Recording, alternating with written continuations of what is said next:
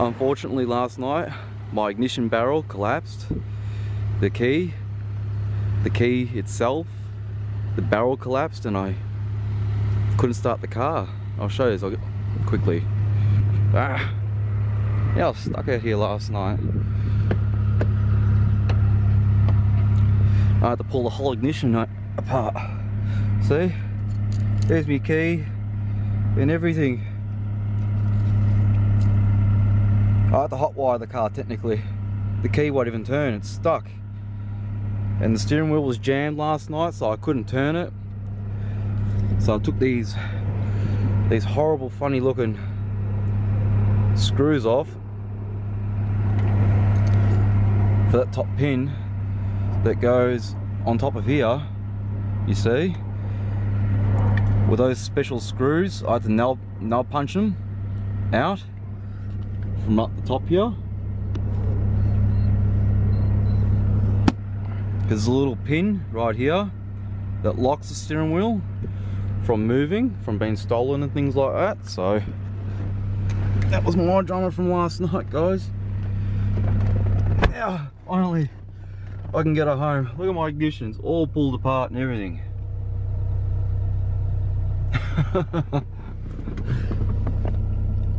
Well, if I get pulled over, cops would probably think I stole this car. Anyway, let's get her home, eh?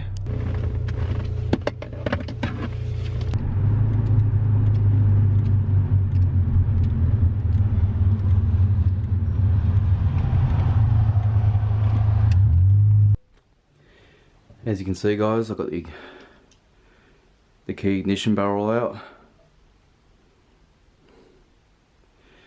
Yeah, the inside of this is collapsed. That's why the key won't turn anymore.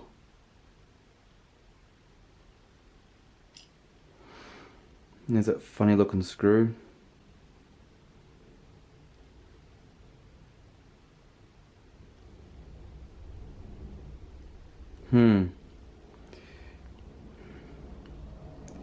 Well, anyways,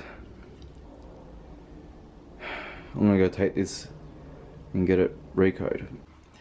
Another new problem for me. My ignition barrel collapsed only a couple of days ago and I was stranded. I was just driving around and I shut the car off and I couldn't turn the ignition back on. It was literally stuck in the off position. I could not turn it whatsoever. So I had to remove this ignition barrel out of the way. And for you guys who've never done it before, there will be some rounded off bolts on top of this and you'll have to use a nail punch to get them off. Do you understand? So I use a nail punch to sort of bang them off, okay? Because you can't put a screwdriver or a socket head or anything on there, okay? And it's really, really tough to get in there because you most likely have to remove your steering wheel and all the instruments around it. But to avoid that problem, use one of these guys and you just sort of get it in there and you just sort of bash it until it starts bashing out of there and until they come loose, and then you'll get it off. That's how I did it, guys.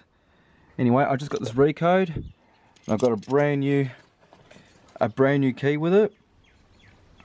Okay, my old key was too worn, so I had to get a new key made up. And for you guys that didn't know, there's a computer chip inside this head of this key. All Honda Preludes have got it. And what that's for is for when you stick this key inside the ignition barrel head here, it will read this computer chip inside here. Okay, and it'll tell the ECU that's the correct key starting the car.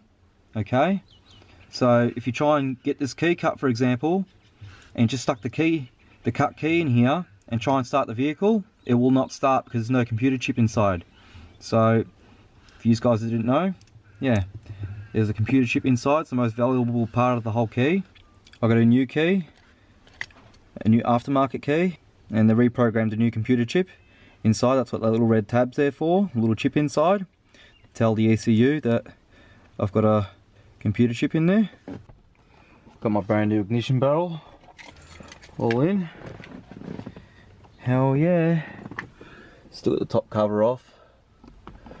But now you can see those screws I was telling you about. Here and here. That's why they're very hard to get to. Now I'll try my new key out.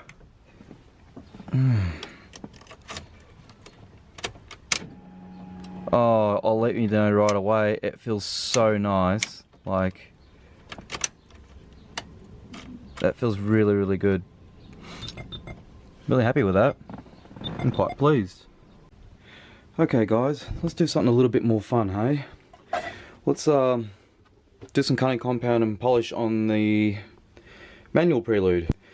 It needs to be painted, truthfully, but I don't have the time or money, so I'm going to show you guys exactly what we can achieve from using this polish that I use on my current Prelude.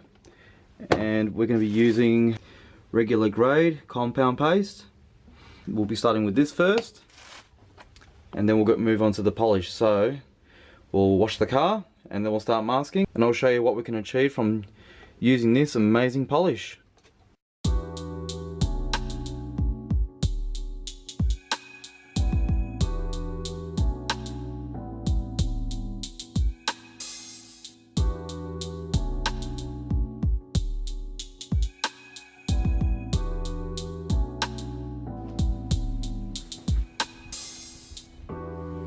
Here's all the stuff I'll be using: a buffer, cutting compound pad, polishing pad, cutting compound.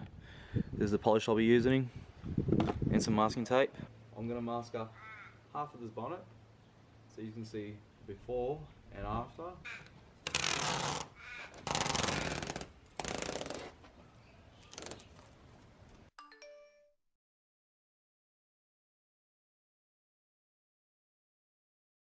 When using cutting compound or polish, always wet the pad,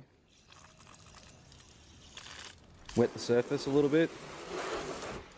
Start cutting compound and polishing. Don't just start polishing and using compound and just try and do the whole bonnet like a madman.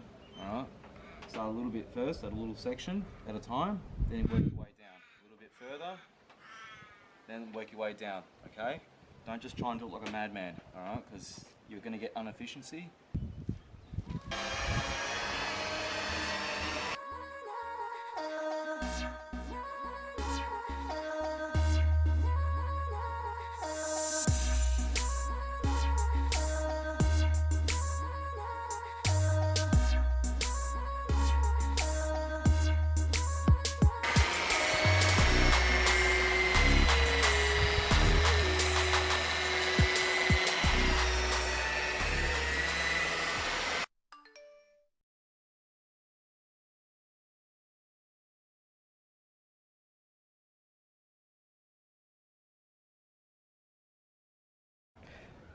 Okay guys, this is what we're going to be using for polish. I use this on my other Prelude and it works wonders, and I can't see it not doing the same thing. It's not cheap, it's pretty expensive. So give it a shot guys and see what you think about it.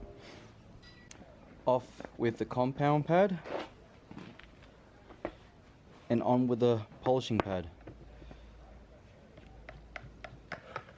Always wet the pad guys, always wet the pad.